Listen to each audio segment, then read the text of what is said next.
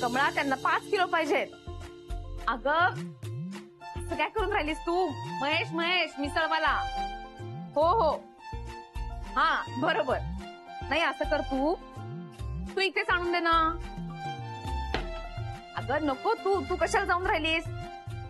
हे बघ ऐक इथे काय काय एक मिनिट का? अगं कशा पायी एवढी लगा करताय? एका जागी निवांत बसा, दमून जाताय ते. आलं घालून चहा करून आणते, चहा प्या म्हणजे जरा बरं वाटत. बसा बसा. ऐक कमळा. हा नाही ग बकुळा मावशी. हॅलो, कोण आपण? मी सुनंदा साठे. आहे का राधिका? साठे मॅडम? हा राधिका ताई हाय ती. या या या या ना या. कमळा नंतर फोन करते तुला. हा बसा बसा बसा. या मॅडम या बसत आहे. आओ एवढ्या घाई गडबडीत काहून आलात तुम्ही? अगं असं कसं, तुला बरं नाही असं कळलं म्हणून बघायला आली तुला. मला कळलं तुला ऍक्सिडेंट झाला म्हणून. आता कशी आहेस? मॅडम बरी आहे मी. तुम्ही बसा तर आधी. बकुळा मावशी तुम्ही बसा तर. मॅडम तुम्ही एवढं काहून आलात? तुम्हाला इतकी कामं असतात. नुसता फोन केला असतात तरी चाललं असतं. अगं असं कसं, अडचणीच्या वेळेला जाऊन भेटायला नको का? त्यालाच आपलेपणा म्हणतात ना. अनिल गेला तेव्हा तू आली होतीस ना मला भेटायला. दुःखाच्या वेळी आधार दिला तरच नाती टिकून राहतात, तरच आपलेपणा राहतो.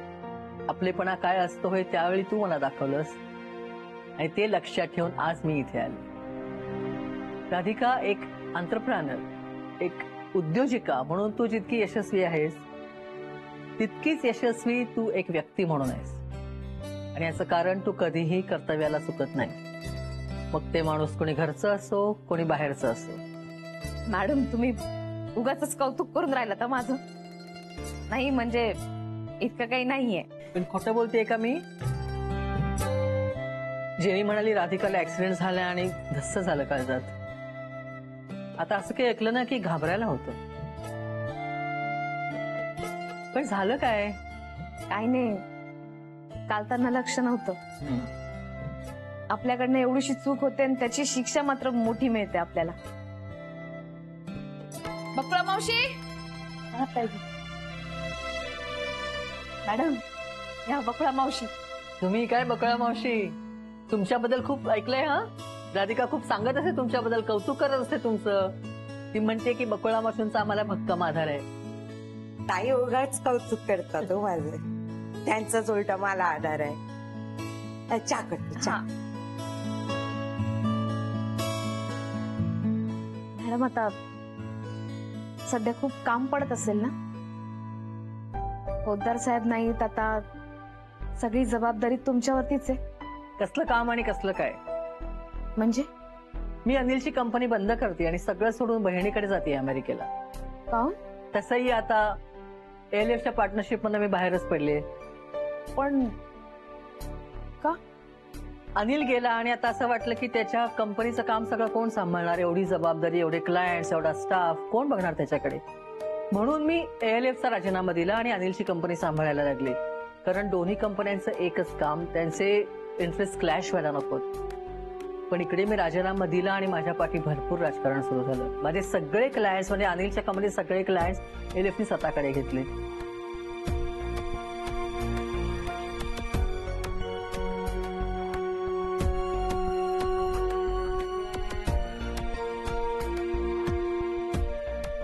ते कॉन्ट्रॅक्ट मला फसवून ALF कडे गेलं.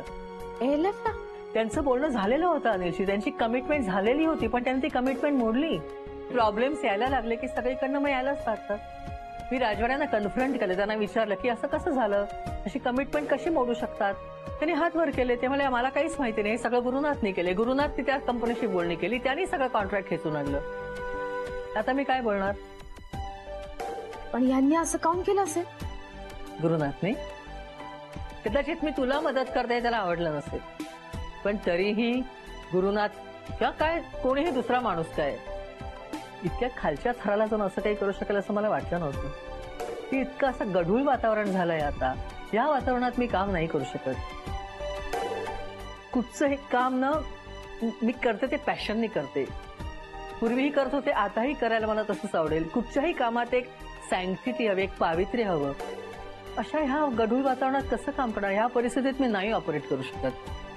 हे काय राजकारण आहे, काय लोकांना कळत कसं नाही. म्हणून मी ठरवलं की सगळं बंद करायचं आणि निघून जायचं. पण मॅडम, तुम्ही तसं बोलायला लागल्यानंतर कसं होईल? तुमच्याकडे पाहून असं वाटतं का काम करावं? जिद्द येते. तुमच्याकडे पाहून असं वाटतं का कुठलीही बाई मेहनत केली, काम केलं तर काहीही करू शकते, आपलं स्वप्न पुरं करू शकते. एवढी जबाबदारी खांद्यावरती घेऊन राहिलात, एवढा मोठा डोलारा उभा केलात, आणि तुम्ही तसं म्हणून राहिलात का मी हे सगळं सोडून जाते म्हणून? खरं म्हणजे अनिल गेल्यावर हे सगळं अपेक्षितच होतं. तो ज्या सचोटीने, ज्या इमानदारीने काम करायचा, त्याच कंपनीचं काम आता ह्या परिस्थितीत करणं मला बरोबर नाही वाटत. मी त्या लेव्हलला उतरून काम नाही करू शकत. म्हणून असं वाटतं की ह्या परिस्थितीत काम करण्यापेक्षा सगळं सोडावं आणि निघून जावं कुठेतरी. पण मग मॅडम, पण वेळ आहे मला जायला अजून. तोपर्यंत आपण भेटत राहू ना, बोलत राहू, डिस्कस करत राहू पुढे काय करता येईल. तू मात्र तोपर्यंत बरी हो. तर तुम्हाला सगळ्यांना खरंच खरं वाटतंय का हे सगळं जे काही सांगितलंय? मला असं वाटतं की खरंय. कशावरून खरं वाटतंय तुला समिता? तुझा पुन्हा विश्वास बसतोय का गुरु सरांवर? नाही नाही, तसं अजिबातच नाहीये. ऍक्च्युली गुरु सरांनी हे सगळं सांगताना राजवाडे सरांचं नाव घेतलंय, म्हणून फक्त मला असं वाटतंय की हे खरंय. नाही, मला तरी तसं वाटत नाही. माझा नाही विश्वास. सर, तुम्हीच एकदा राजवाडे सरांना प्रत्यक्ष भेटून किंवा फोन करून त्यांच्याशी एकदा बोलून घेणं याविषयी. अजिबात नाही. असं केल्याने गुरु सरांवरती अविश्वास दाखवल्यासारखं होईल. आणि राजवाडे साहेबांना मी काय विचारणार? गुरु सर सांगताय ते खरं आहे की खोटं आहे असं विचारू? नाही नाही नाही, तसं इम्पॉसिबल आहे. असं आपण विचारू शकत नाही. एक्झॅक्टली. म्हणूनच गुरु सरांनी जे काही सांगितलंय त्यावर आपण विश्वास ठेवणं आणि आपण आपलं काम करत राहणं एवढंच आपल्या हातात आहे.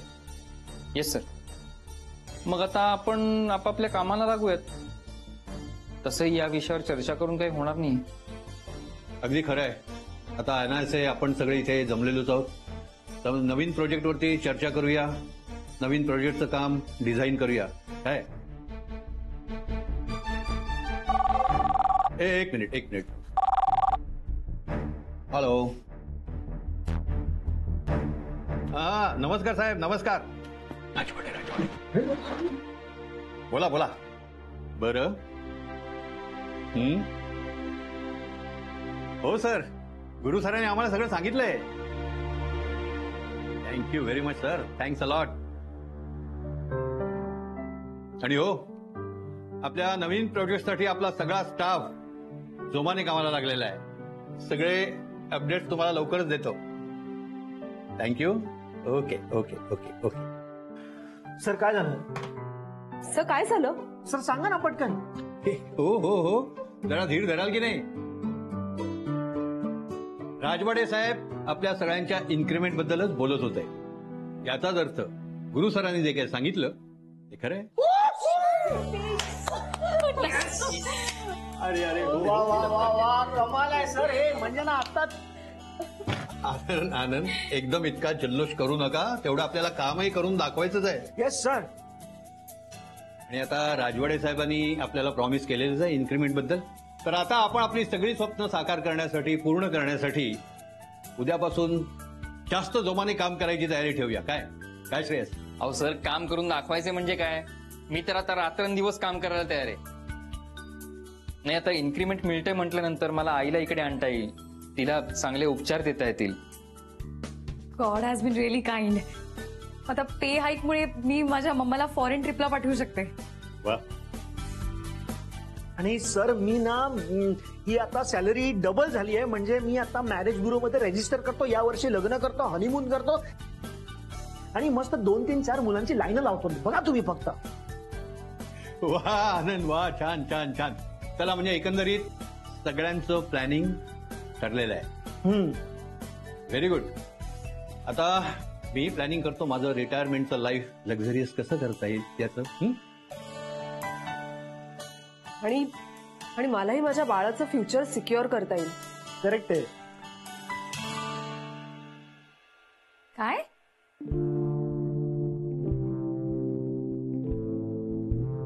म्हणजे समिता गुड न्यूज आहे. येस.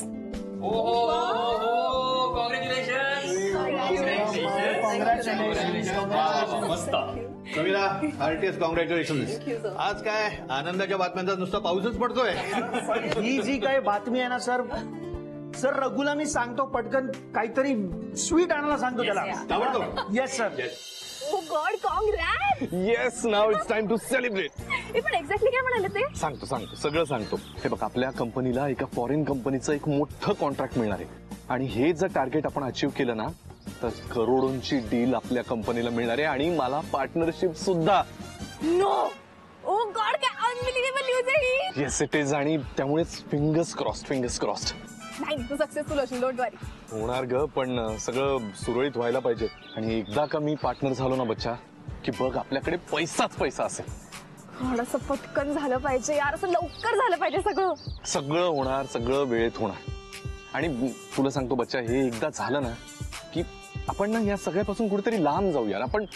आपण दुबईला जाऊन सेटल होऊया. दुबई? हा, आपल्या कंपनीची तिथे पण ब्रांच आहे ना. बस ठरलं, आपण तिथेच जाऊन सेटल होऊया. हे मला ना या सगळ्याचा कंटाळा आलाय. ही गुलमोहर सोसायटी, त्यातली ही सगळी माणसं, त्यांचं राजकारण, ऑफिसमध्ये मला ना सगळ्यांचा कंटाळा आलाय. आपण ना हे सगळं सोडू आणि सरळ तिकडे जाऊया. आणि खरं सांगू तर त्या ईशाचा पण राग येतो ग मला कधी कधी.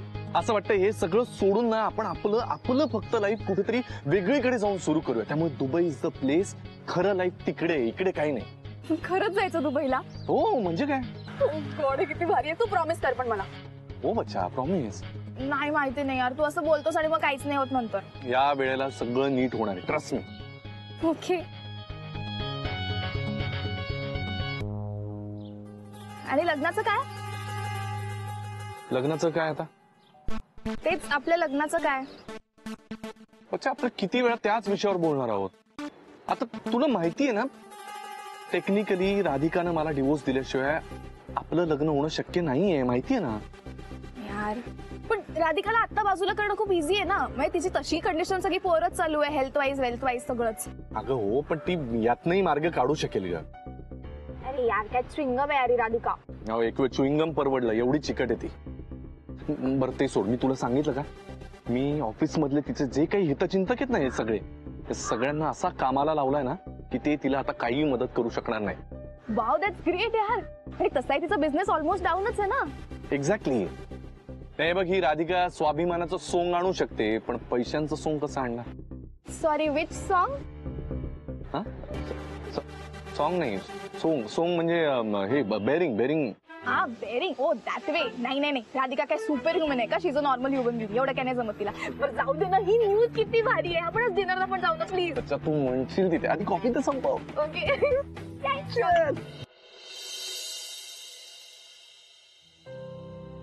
देवा, माझं मन खूपच सैरभैर होऊन राहिलं रे. खूप अस्वस्थ वाटून राहिलं. नाही, मला माहिती हा परीक्षेचा काळ आहे. अनेकदा का संकट यायला लागली ना का ती एखाद्या वादळासारखी येतात. आता यातनं मार्ग दाखव. मला यातनं निभावून नेण्याची शक्ती दे. आजवर मला चांगुलपणावर, न्यायावरती विश्वास ठेवायला तूच शिकवलंस.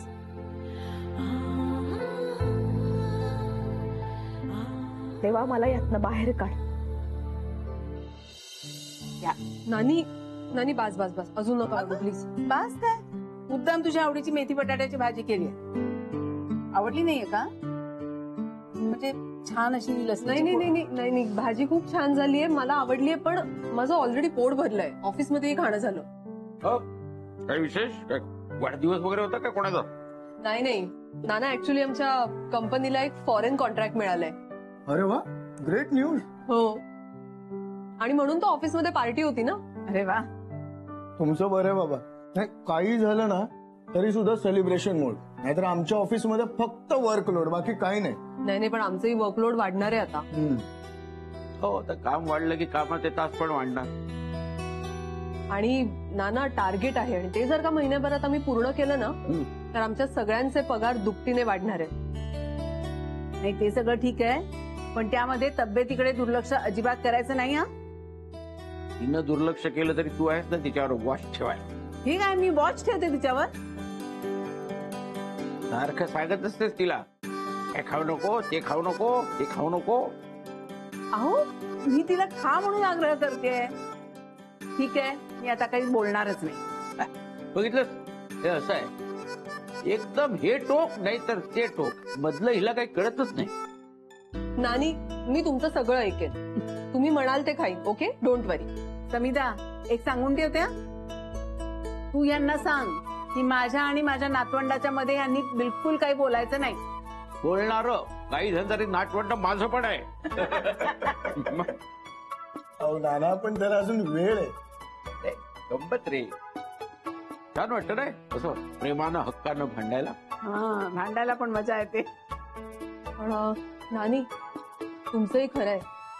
म्हणजे माझी गुड न्यूज आली आणि त्याच्या पाठोपाठ लगेच सगळ्या छान घटना घडायला लागल्या. आता फक्त राधिकाचंही सगळं चांगलं होऊ दे इतकंच वाटतंय. करेक्ट आहे. नाही, तिचं सगळं मार्गी लागलं पाहिजे. खूप भोगलंय तिने. राधिकाचा विचार मनात आला ना की काही सुचत नाही. म्हणजे आपल्याकडे सगळ्या प्रश्नांची उत्तरं नसतात, त्यामुळे काय करावं हे काही सुधरत नाही बघ. काही करू नये, देवाचं नाव घ्यावं आणि शांत बसावं. अगं एक लक्षात ठेवा, राधिका मेहनती आहे. ती सुद्धा आज ना उद्या यश मिळवणारच बघ. ना ऍक्च्युली आमच्या ऑफिस मधल्या सगळ्यांनी ठरवलेलं की राधिकाला मदत करायची. पण आता आमचंच वर्कलोड इतकं वाढणार आहे की मला नाही वाटत आम्हाला कोणाला जमेल तिला मदत करायला. मला एवढंच टेन्शन आलंय की राधिका आता हे सगळं एकटीने कसं निभावणार आहे. या सेटबॅक मधनं ती बाहेर कशी पडणार आहे. करेल सगळं नीट. काय मला खात्री आहे ना, खूप जिद्दी आहे ती. मी फक्त त्या दिवसाचीच वाट पाहतोय, ज्या दिवशी तिच्या कामात जम बसेल.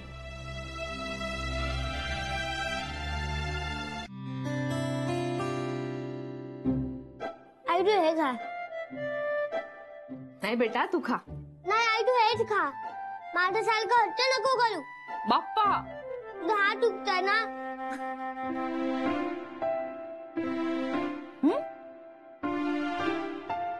आज एकदम भरवतोय अथर्व. कुठून आणलास रे एवढा शहाणपणा. मी शाळेत होते ना, आज मी तुला बोलतो. बर. अरे वा, आईचे लाड चाललेत वाटतं. मला बरवून राहिला. खरंच भाग्यवान आहोत आपण. अशी पोरं आपल्या पोटी जन्माला आली. आता नेहा सुद्धा बघ ना, किती गुणी आहे. किती सहज सगळं ऍक्सेप्ट केलं तिने. हो, आपण जसे संस्कार करतो ना तशी पोरं वाढतात. तू संस्कार केले स्नेहावर, म्हणून ती अशी वागून राहील. आई, आता हे सगळं तू खा. माझा पोट पडलाय, मी जातो. आज पोट भरलं इतक्यात. अथर्व, अथर्व, हात धुवून घे. बाण, आज मला भरून राहिला पोट्टा. खरंच अथर्वच माझी दौलत आहे. आता यापेक्षा मला काही नको. रेवती ते म्हणतात ना, मूल हे देवाचं रूप असतं. अथर्वच्या रूपानं देवच माझ्या जवळ आहे. आता आणखी काय हवं असणार मला. तू उभी काय, बस ना. जेवते का. नाही ग, जेवून आले मी. बर,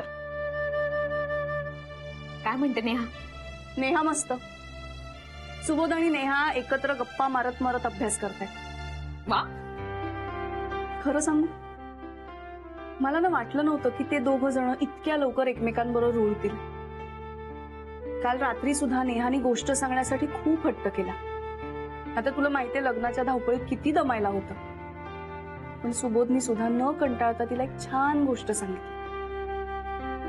ते दोघं एकमेकांमध्ये इतके रमून गेले होते की मी तिथे आहे हेच विसरून गेले. मला इतकं बरं वाटलं ना ते बघून. आता नेहाची तर काही काळजी नाही ना. आता तुम्ही दोघेही हळूहळू रुळा, काळजी नको करूस. पण आता या सगळ्यामध्ये मैत्रिणीला विसरू नको. राधिका, तुझ्या भावाशी जरी लग्न केलं असलं ना मी, तरी मी तुझी वहिनी नाहीये. मी तीच रेवती, तुझी मैत्रीण.